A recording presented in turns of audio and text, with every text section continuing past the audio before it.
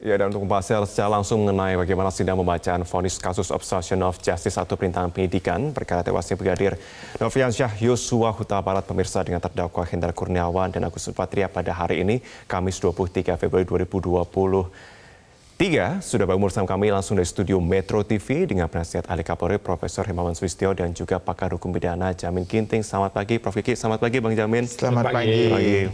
Prof. Kiki. Ini sekali ya, kasual sekali ya, bukan topi ya hari Kalau ini. Kalau baru bangun ya harus begini. Tetapi yang pasti kita tetap aware ya mengenai kasus kali ini ya. Oh iyalah. Betul. Mungkin pertama saya akan ke Bang Jamin dulu. Bang Jamin, kalau kita bicara soal 6 terdakwa OOJ, begitu ya. Kali ini 3 orang, Hendra Kurniawan, Agus Nurpatria, dan Arif Rahman Arifin. Bagaimana menurut Anda? Ya, jadi saya bisa mengklasterkan dalam 3 klaster ini. Klaster pertama yaitu klaster Agus Patria dan juga Pak Hendra. Karena mereka ini saya bisa katakan orang yang paling dekat dari sisi kepangkatannya ya dengan Verdi Sambo. Saya kira dalam suatu pertimbangan hakim dengan tuntutan 3 tahun ini terlalu rendah. Menurut saya, kemungkinannya hakim akan menaikkan vonis terhadap lebih tinggi dari tuntutan 3 tahun. Kenapa?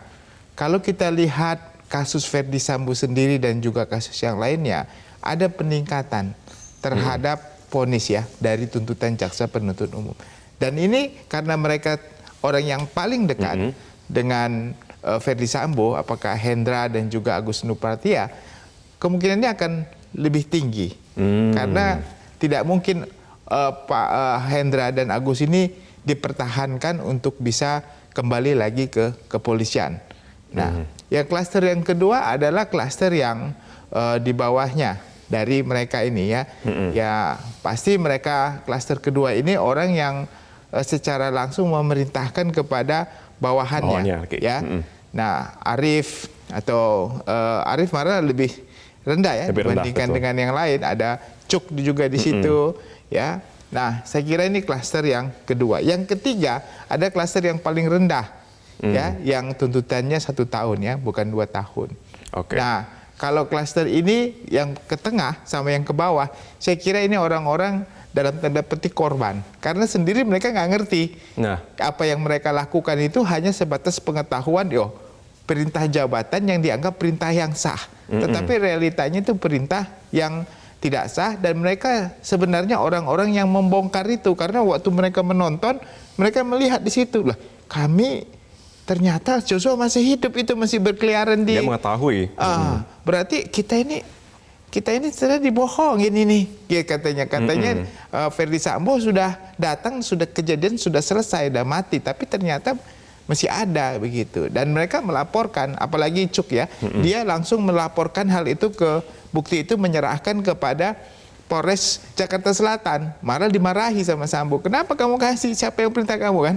Nah itu kan membuktikan ada etikat baik sebenarnya dari Cuk itu kan. Nah inilah saya kira kalau orang-orang seperti ini kualitasnya, niatnya tidak ada. Hanya 2 orang saja kemungkinan, Agus Nurpatria dan Hendra yang kemungkinan tinggi, tapi yang lain mungkin sama saja dengan tuntutan jaksa penuntut umum, ada yang 2 dan 1 tahun. Oke, mengenai relasi kuasa begitu ya, kedua terdakwa seperti Hendra Kurniawan, Agus Nurpatria itu merupakan perwira di kepolisian ya. Bahkan Hendra Kurniawan ini merupakan perwira tinggi dengan pangkat terakhir Brigjen Pol sebelum di PT DH gitu ya. Apakah ini akan mempengaruhi atau memperat vonis yang akan mereka terima? Kalau menurut Prof. Kiki seperti apa? Ya benar itu tadi, kalau makin tinggi kan risikonya makin besar, makin dampaknya makin luas, ya lebih luas lah dibandingkan yang pangkat-pangkat di bawah. Sehingga hukumannya seharusnya atau pasti lebih tinggi. Contoh ya, misalnya nih, ada jeda waktu yang cukup untuk mereka berpikir. Dari kejadiannya, peristiwanya sampai di dalam proses itu saja ada jeda waktu yang cukup, apalagi dalam proses penyidikan untuk obstruction of justice itu kan ini penyidik-penyidik polisi yang dipimpin oleh bintang 3 loh. Ada 3 jenderal bintang 3 yang Kabar Reskrim, Kabar Intokam, Wakapolri dan Irwasum, kalau kita masukkan Patsus di dalamnya gitu, itu ada 4 bintang 3 yang memimpin investigasi. Artinya apa? Serius, tapi itu butuh waktu 2 minggu untuk membongkar semua. Artinya konsep obstruction of justice, merusak barang-barang, merusak bukti-bukti forensik itu, kalau bagi saya itu sama derajat kesalahannya hampir sama atau sama dengan setara dengan perilaku tindak kejahatannya itu sendiri gitu. Jadi tadi Bang Ginting bicara tentang hukuman yang lebih tinggi, ya itu wajar, itu wajar. Mereka perwira tinggi yang bisa berpikir kok, bisa berpikir, beda dengan yang di bawah-bawah itu. Nah, yang menjadi pertanyaan apakah voluntary by design, perintah, itu kan derajatnya berbeda-beda gitu. Yang di bawah disuruh untuk merusak kayak gitu. Tapi sehingga dia ketakutan. Waktu dibawa ke rumah Kasat Sersenya Jakarta Selatan misalnya, dibawa, lalu didatengin rumahnya, diperiksa semua, kan diambil laptopnya yang kemudian ada yang dirusak segala macam kayak gitu. Itu tidak mungkin recovery materinya. Tetapi tiba-tiba istrinya nyeletuk kan, istrinya nyeletuk. Apa ini nggak perlu dibawa sekalian itu? External disk yang ada di rumah itu, ternyata ada materi yang dipindahkan ke sana, gitu. Dan itulah kunci pembukanya. Nah, ini bisa ditafsirkan sengaja menyembunyikan karena tahu risikonya, atau dia ketakutan gitu, dan itu dipindahkan, diumpetin, tapi dia harusnya sebagai perwira dia tahu itu salah. Oke, tapi kita sudah masuk juga saat ini untuk langsung dari Pengadilan di Jakarta Selatan. Saat ini kalau informasi yang kami dapatkan untuk Hendra Kurniawan dan juga Agus Nurpatria saat ini sudah tiba untuk segera masuk ke ruang transit sebelumnya nantinya akan menjalani sidang putusan pada hari ini. Oke, tapi kalau dikatakan bahwa mengetahui begitu, tapi kalau kita berkaca lagi kepada persidangan sebelumnya, Ricky Rizal mengetahui, menolak perintah. Nah, kemudian ada muncul sebuah keraguan di dalam publik juga. Kalau gitu saya mengetahui, tapi saya menolak, hukuman saya juga tetap besar juga. Ya, itu saya tidak tahu ya konstruksi hukumnya, alasan-alasannya apa, karena saya bukan lawyer. Tetapi kalau dari segi proses penyidikan, proses penyelidikan, ini tidak mudah karena bukti forensiknya itu sudah habis, sudah hilang semua. Sehingga butuh waktu yang cukup lama, hampir 3 minggu, untuk sampai pada terbongkarnya kasus itu. Sementara publik waktu itu kan tidak sabar. Prinsip peradilan pun juga semakin minta dipercepat juga. Iya, padahal polisi tidak mungkin penyidiknya membongkar lalu tidak ada buktinya. Nah, Eliezer itu menjadi JO, itu juga setelah dia tidak bisa mencari argumentasi bahwa dia tidak terlibat, gitu. Nah, kalau dia terlibat dan tidak mengaku, hukumannya bisa ikut hukuman mati, gitu. Itu yang membuat dia, mendorong dia jadi justice collaborator. Apakah ini jadi pertimbangan hukum? Saya tidak tahu. Tetapi faktanya adalah dia menjadi justice collaborator pertama karena terpaksa, gitu kan. Yang kedua, dengan berbicaranya dia, semua yang lain jadi terbongkar, gitu. Oke, Pak Jamin, Anda ingin menambahkan juga mungkin?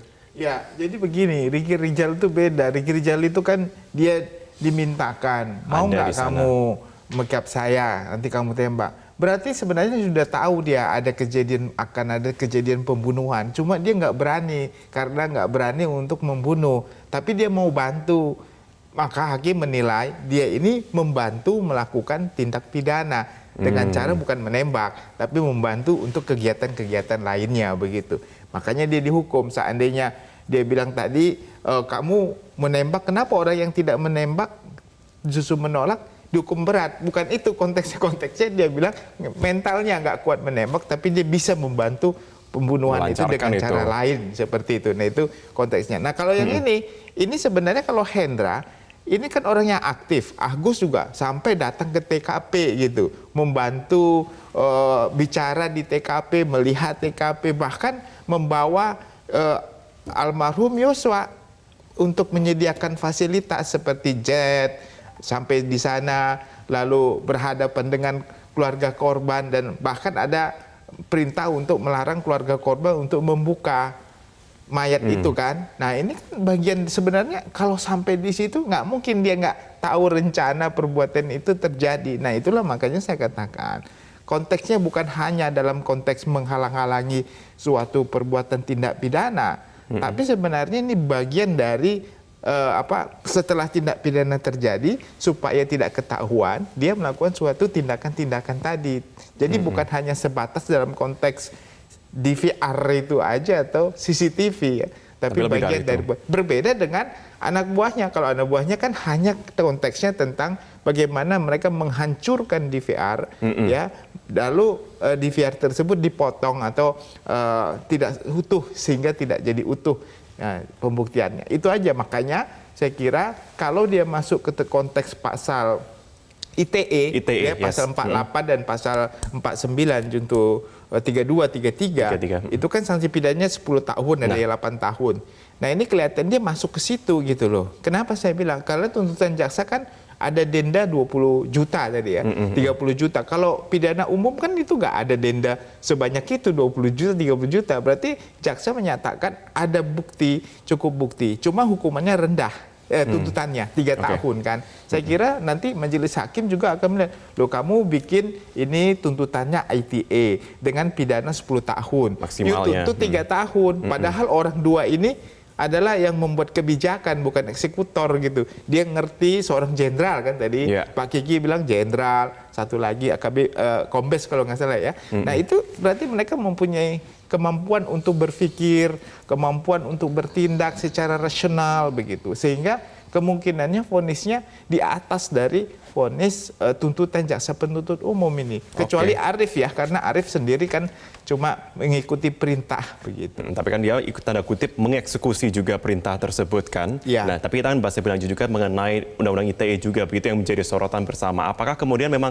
jaksa memang sengaja begitu ketimbang melaksanakan pasal 46 ayat 1 KUHP apa yang bisa dikatakan itu menghancurkan secara fisik. Tapi sebenarnya Undang-Undang ITE yang pasal 33 ini kan menghancurkan dalam segi software-nya begitu. Itu yang kita bahas usai jeda. Ditahan dulu. Kami akan kembali pemirsa. Usai jeda, sembari kami saat ini menghadirkan informasi terkini dari Pengadilan Negeri Jakarta Selatan. Kami akan kembali.